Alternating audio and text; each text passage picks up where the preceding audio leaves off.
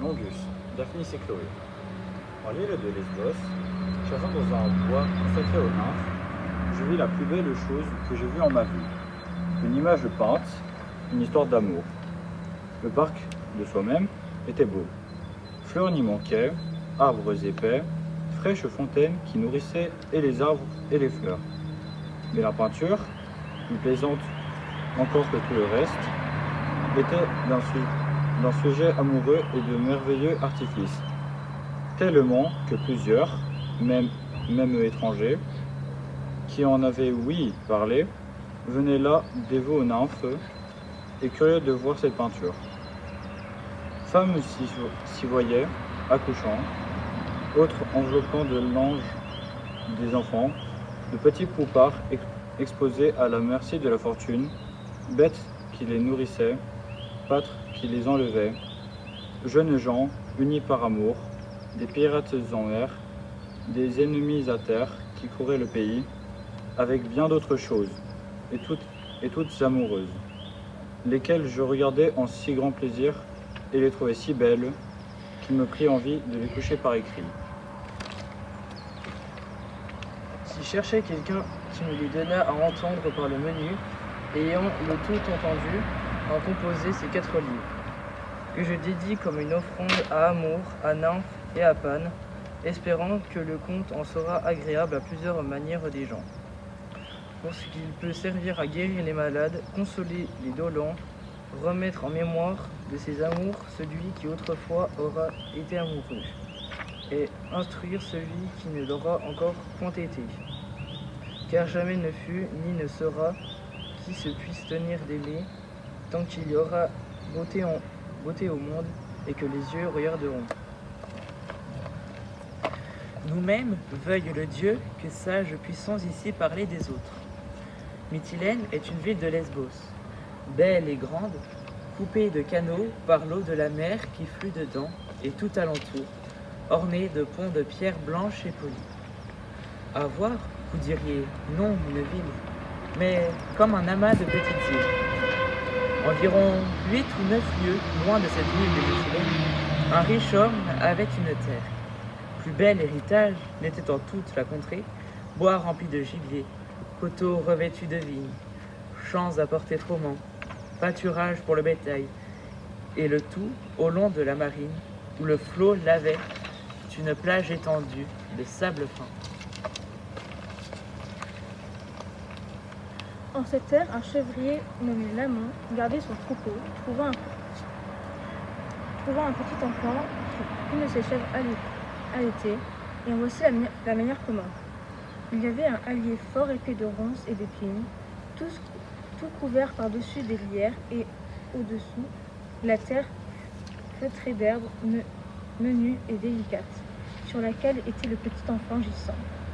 Là s'en courait cette chèvre, de sorte que bien souvent il ne savait ce qu'elle devenait, et abandonnant son chevreau, se tenant auprès de l'enfant, pitié vint à l'amont du chevreau délaissé. Un jour, il prend garde par où elle allait, sur le chemin du midi, la suivant à la trace. Il voit comme elle entrait sous le hallier doucement et passait ses pattes tout beau par-dessus l'enfant, peur de lui faire mal, et l'enfant prenait à belles mains son pied comme si ce était mamelle de nourrice. Surpris, ainsi qu'on peut penser, il s'approche et trouve que c'était un petit garçon, beau, bien fait, et en plus riche maillot que tout venir ne semblait à tel abandon, car il était enveloppé d'un mantelet de pourpre avec une agrafe d'or. Près de lui avait un petit couteau à manche d'ivoire. S'il fut entre deux d'emporter ces enseignes de reconnaissance, sans autrement se soucier de l'enfant, puis ayant honte de ne se montrer dûment aussi humain que sa chèvre, quand la nuit fut venue, il prend tout, et les joyaux, et l'enfant, et la chèvre qu'il conduisit à sa femme Myrtale, laquelle, ébahie, s'écria « Si à cette heure les chèvres faisaient de petits garçons !» Et l'amant lui conta tout, comme il l'avait trouvé gisant, et la chèvre le nourrissant, et comment il avait eu honte de le laisser périr, Elle fut bien d'avis que vraiment il ne l'avait pas dû faire, et tous deux d'accord de l'élever, ils serrèrent ce qui s'était trouvé sur lui, disant partout qu'il est à eux, et afin que le nom même sentit mieux son pasteur, l'appelèrent Daphnis. Edede, dietus, chrono diecnominu, poimen ex agron, homoron, nemon, druas to onoma, kai otos homoiois, epitun canei, kai euramasi, kai theamasi. Nymphon antron en petra megale ta endoten toile ta exoten peripheres. Ta agenmator, ton nymphon, auton, litois, epepeieto. Podes, anoupodetoi, keires, eis, homos, gomnai, komai, mekri, ton, okenon, lelumenai, tsoma periten, ixon meidiana, periten ofron. Topan schema choreia en orkumenon, e oa ton nakut, te negretas petras en maisetaton. Ec peges, anablutson, udor, reitron epaioi, keomenon, ostekai, nemon, panu glafuros.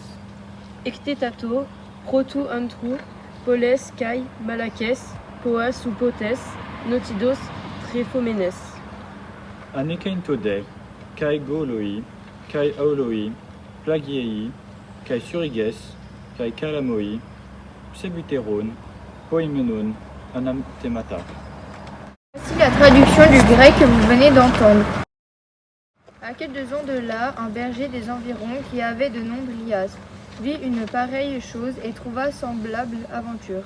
Un antre était en ce canton qu'on appelait l'antre des nymphes, grande et grosse rocheuse, creuse par le dedans, toute ronde par le dehors, et dedans il y avait des figures des nymphes, taillées de pierre, les pieds sans chaussures, les bras nus jusqu'aux épaules, les cheveux épars autour du cou, saintes sur les reins, tout ayant le visage riant et la contenance telle comme si elles eussent ballé ensemble. Du milieu de la roche et du plus creux de l'antre sourdait une fontaine, dont l'eau qui s'épandait en forme de bassin nourrissait là au devant une herbe fraîche et touffue, et s'écoulait à travers le beau pré verdoyant. On voyait attachés aux roches forceilles à traits de lait, force, flûte et chalumeau, offrande des anciens pasteurs. En cette caverne, une brebis qui nageait avait agnolé. Elle allait si souvent que le berger la crut perdue plus d'une fois. La voulant châtier afin qu'elle demeurât au troupeau, comme devant, à paître avec les autres. Il coupe un skion de franc osier, dont il fit un collet en manière de lac courant, et s'en venait pour l'attraper au creux du rocher.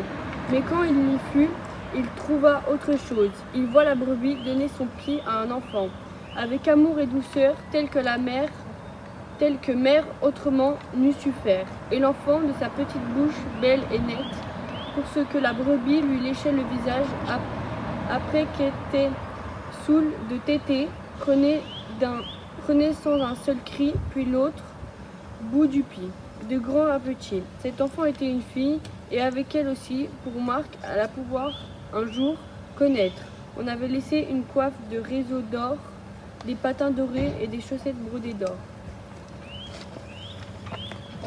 Drias, estimant cette rencontre venir expressément des dieux, et instruit à la pitié par l'exemple de sa brebis, enlève l'enfant de ses bras, met les joyaux dans son bissac, non sans faire prière aux nymphes, qu'à bonne heure peut-il élever la pauvre petite suppliante, puis quand vint l'heure de ramener son troupeau au texte, retournant au lieu de sa demeure champêtre, conte à sa femme ce qu'il avait vu. Lui montre ce qu'il avait trouvé, disant qu'elle ne ferait que bien si elle voulait de là en avant tenir cet enfant pour sa fille, et comme sienne la nourrir, sans rien dire de telle aventure. Napé, c'était le nom de la bergère. Napé, de ce moment, fut mère à la petite créature, et tant l'aima qu'elle paraissait proprement jalouse de surpasser en cela sa brebis, qui toujours l'allaitait de son pied, et pour mieux faire croire qu'elle fut sienne, lui donna aussi un nom pastoral, la nommant Chloé. Ces deux enfants, en